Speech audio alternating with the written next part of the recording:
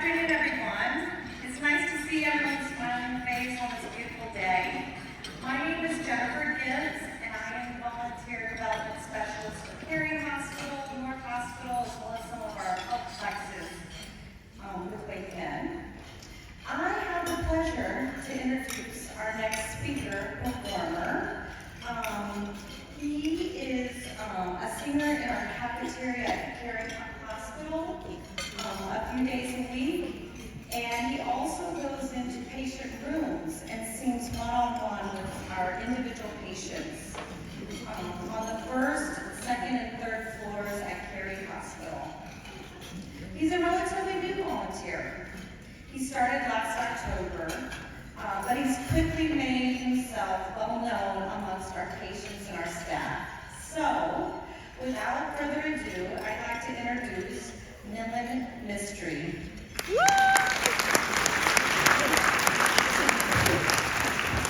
What's going on, everybody? How we doing? All right, great. Well, I just want to say that it is an absolute honor to be speaking in front of so many impactful individuals today. And when I get down, I can't wait to meet some of you all and learn about your impacts that you had on WakeMed. But I'd like to reintroduce myself. My name is Milan Mistry. I am 23 years old. I'm a recent graduate of Rhodes College, which is in Memphis, Tennessee. And actually alluded to, I am a singing volunteer.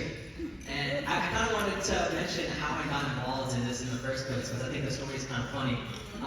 So I had an idea of what I wanted to do with my singing, and I knew that WakeMed would be the best place to do this because I had prior experience as a guest ambassador in the WakeMed Raleigh campus. And yeah, so I live in Apex, and Cary's a little bit closer to home.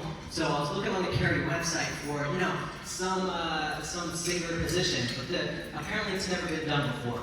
So I was just like, okay. I did find a piano player spot, so I just applied for that spot hoping that I could get an interview, and somehow that worked. And right away when I got the interview with Miss Gibbs, I told her, I'm going to be honest with you, if you're actually looking for a piano player, I'm not your guy.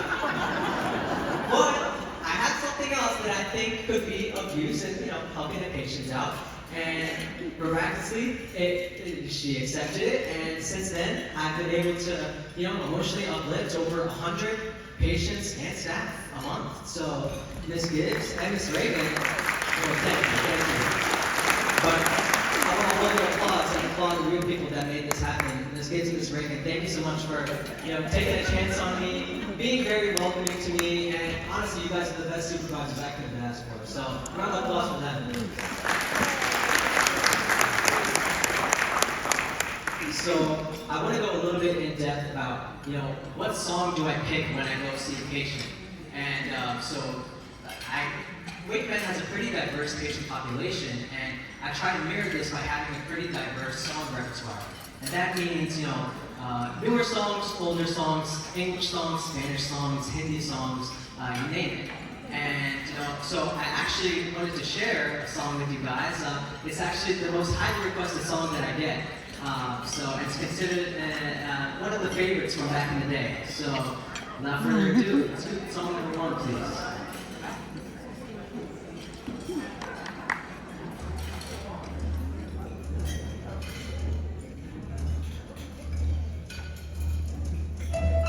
Fly me to the moon, let me play on the stars, let me see what spring is like on Jupiter, Mars. In other words, hold my hand. In other words, baby, kiss me. Fill my heart with song and let me sing forevermore. You are all I long for, all I worship and adore. In other words, please be true. In other words, I love you.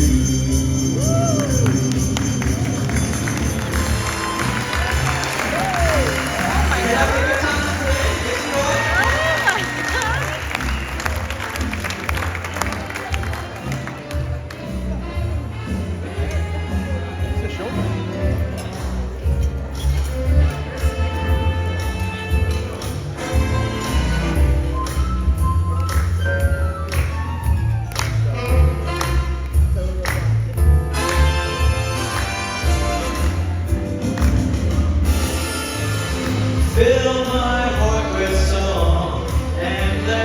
sing forevermore.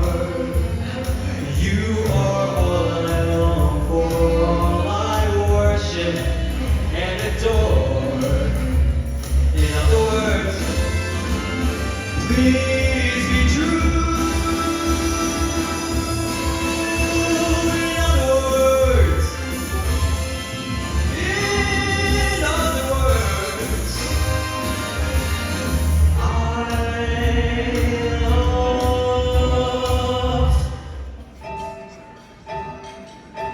you.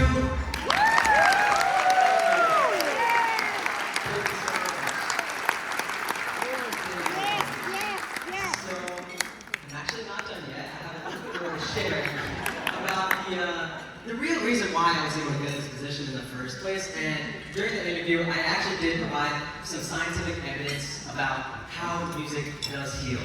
And I wanted to share some of the reasons with you all today in regards to music and its effect on the human body. So, one of the main characteristics of this is a process called entrainment. And essentially what this is within a song's tempo of maybe 60 to 80 beats per minute, the listener's heart rate and respiratory rate will synchronize with the song's tempo. So for example, if a song's tempo is like 67 beats per minute, a listener over time will have their heart rate and respiratory rate adjusted to this, and they will also have a 67 beat per minute heart rate and respiratory rate. So as you can imagine, in a pretty anxiogenic place such as a hospital, it can be really effective in bringing the heart rate down and calming it down. Obviously, it's a pretty stressful place, you know, with all the beeping and stuff. So I hope that me being on the stage can kind of bring awareness to what music can provide and make it maybe a little bit more of a common practice in healthcare in general.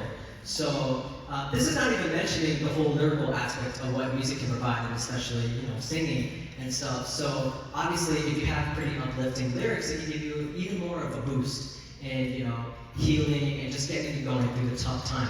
So I wanted to share one last song with you all that kind of satisfies this entrainment beat per minute range, and also has pretty emotionally uplifting lyrics. So my final song for today is Sam Cooke's "A Change Is Gonna Come."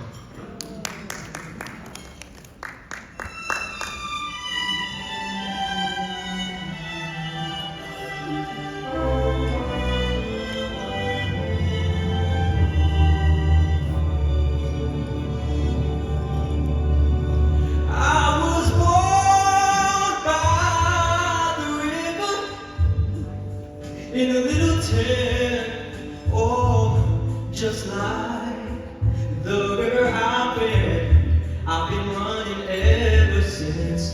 It's been a long time coming, but I know a change won't come. Oh yes, it will. It's been too hard, but I'm afraid to die, 'cause I don't know what's up there beyond the sky. It's been a long time coming, but I know a change won't come. Oh yes, it will. Then I go to the movies, and then I go downtown.